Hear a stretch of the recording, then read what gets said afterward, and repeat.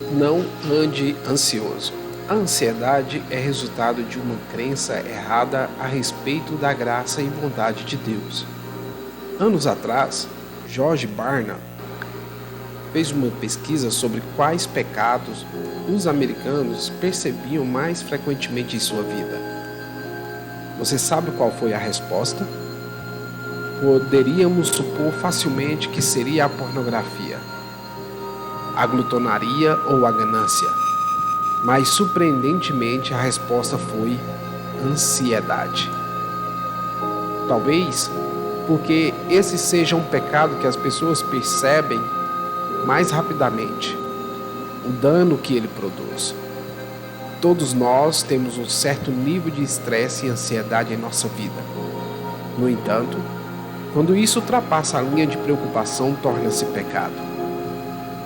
O que é ansiedade? Ansiedade é a angústia em relação às incertezas futuras. Ela é caracterizada por agitação e inquietação mental.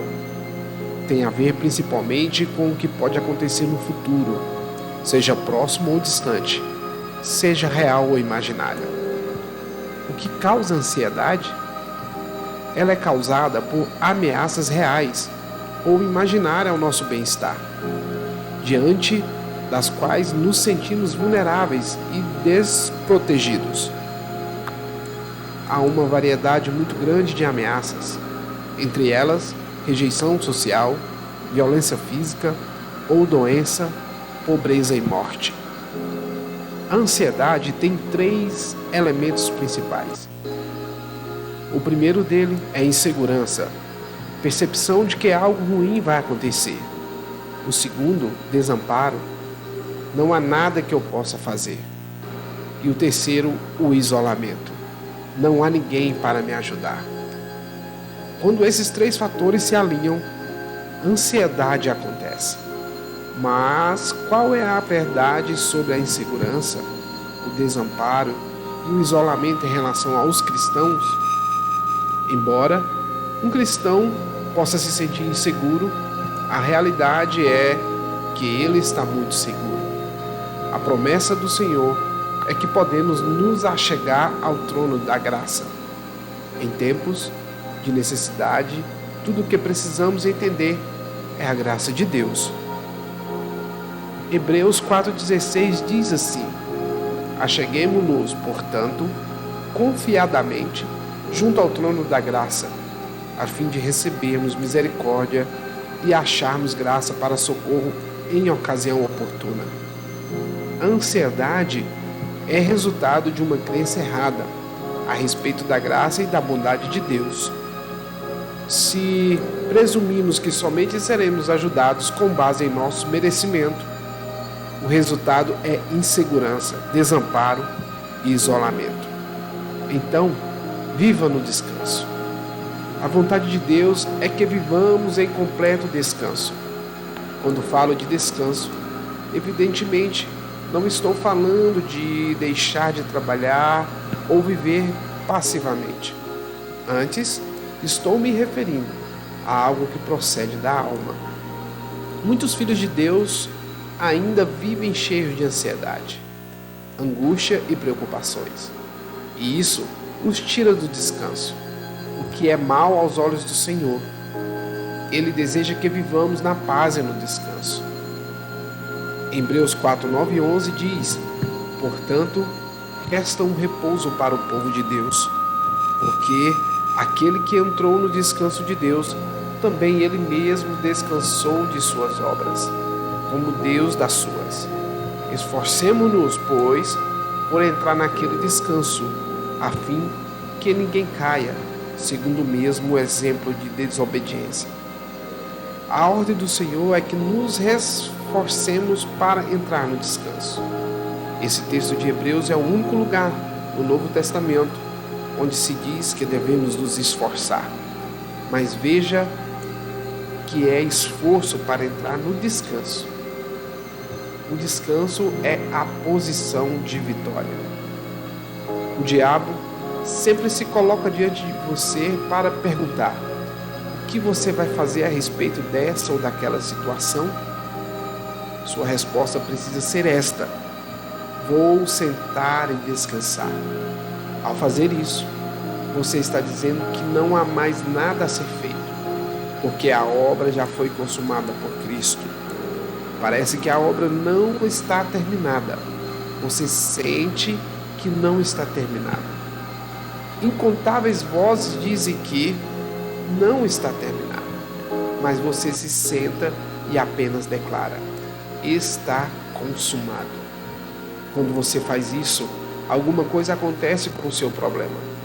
O inimigo vai tentar ao máximo tirá-lo dessa posição, pois ele sabe que, enquanto você está nela, as bênçãos fluem em sua vida. A vitória é abundante e coisas boas acontecem. Então, o alvo do diabo é fazê-lo ficar tumultuado e atribulado, sem descanso e paz. Por isso, precisamos nos esforçar para permanecer no descanso. Você sabe como Deus define o mal? Em Hebreus 3, a palavra do Senhor diz que um perverso coração, incredulidade é o que nos impede de entrar no descanso.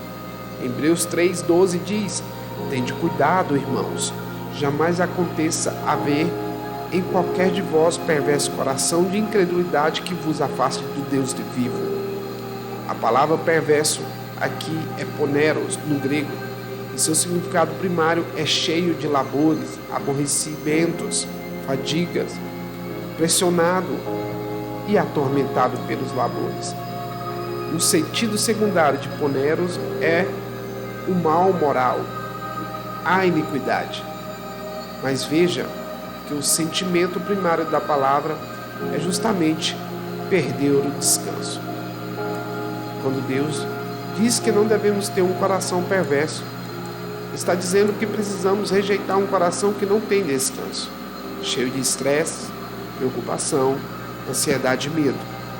Isso é muito interessante porque o Senhor disse em Lucas 21 que a condição para sermos livrados da grande tribulação é ter um coração que não está embriagado com as preocupações e ansiedade da vida.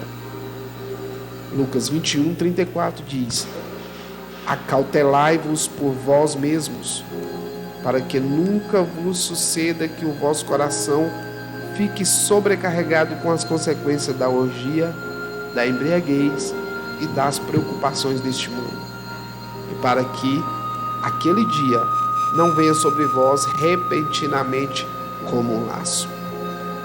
Ao vencedor, portanto, é aquele que entrar no descanso. A Canaã, na qual somos desafiados a entrar no Novo Testamento, é o descanso. É interessante como valorizamos muito o mal moral. Pensamos sempre que esse é o pior tipo de maldade. Mas a palavra de Deus nos mostra que perder a paz é viver sem descanso. Nos faz ser reprovado por Deus. Então você foi redimido da ansiedade. Na noite em que foi traído, algumas horas antes de sua crucificação, o Senhor suou sangue. A primeira área que o Senhor deseja redimir em nossa vida é do estresse, medo e ansiedade na mente. Essa é a razão porque Ele primeiro derramou sangue no seu suor. Antes da queda, Deus havia dado um trabalho ao homem. Portanto, o trabalho é algo que procede de Deus, porque Ele também trabalha. Depois da queda, porém, o Senhor disse que o homem trabalharia com seu suor. O suor tornou-se o símbolo da maldição. O homem hoje trabalha cheio de ansiedade e angústia. Por causa disso, o Senhor não aceita o suor em sua obra. Na casa de Deus, tudo deve ser feito dentro do descanso. Ezequiel 44:18. Tiaras de linho lhes estarão sobre a cabeça, e calções de linho sobre as coxas. Não se cingirão ao ponto de lhe vir suor. Ele sabia que dentro de algumas horas morreria. Por isso, prometeu duas coisas.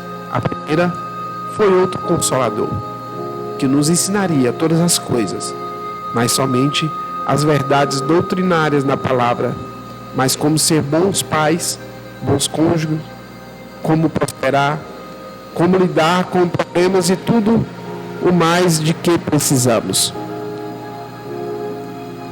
João 14, 26 a 27 diz: mas o Consolador, o Espírito Santo, a quem o Pai enviará em meu nome, esse vos ensinará todas as coisas e vos fará lembrar de tudo o que vos tenho dito. Deixo-vos a paz, a minha paz vos dou. Não vos dou como a do mundo. Não se turbe o vosso coração, nem se atemorize. A segunda coisa que ele nos deixou foi a sua paz. Imagine um homem muito rico que, à beira da morte, deseja nos dar alguma coisa. Ele certamente daria o seu bem mais precioso. Foi exatamente isso que o Senhor fez. Ele nos deixou a paz. A paz de Jesus é um senso de segurança, seguridade, prosperidade e felicidade. Não importa quão grande seja o problema, quão severa a situação ou quão terrível é o diagnóstico, o Senhor deseja que nada disso controle o nosso coração. Se o nosso coração permanecer na paz, viveremos o milagre.